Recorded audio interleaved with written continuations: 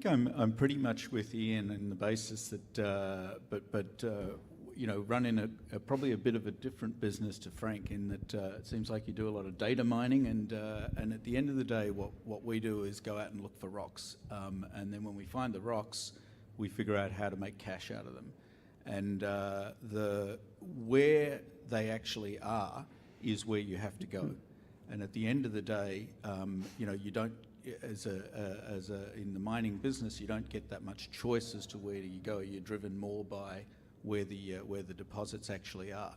And I've been involved for 30 odd years in developing projects in developing countries, from Mozambique to Peru to just about on most continents, not quite Antarctica yet, but more and more I see where we're going in this debate is about where you're welcome as well. And that can be both from the national level, the regional level, and more importantly, the local community level.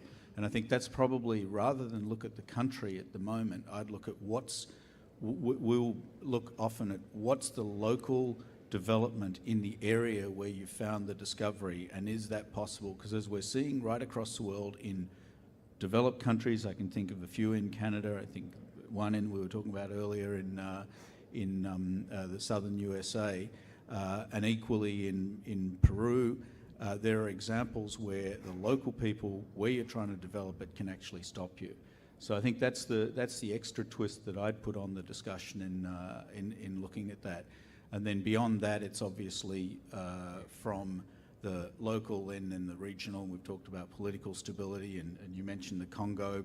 My last company at MMG built a successful business in the Congo from nothing, and people forget there's copper mining been going on there for 100 years. It's survived all sorts of different political changes and civil wars, etc. But the copper's kept coming out over that period of time, and so in my mind, a lot about the local situation, difficulties everywhere. I very much agree with that. It's a business that is difficult, has its challenges in every area, but at the same time, very exciting, and it's overcoming those challenges that get us out of bed every morning.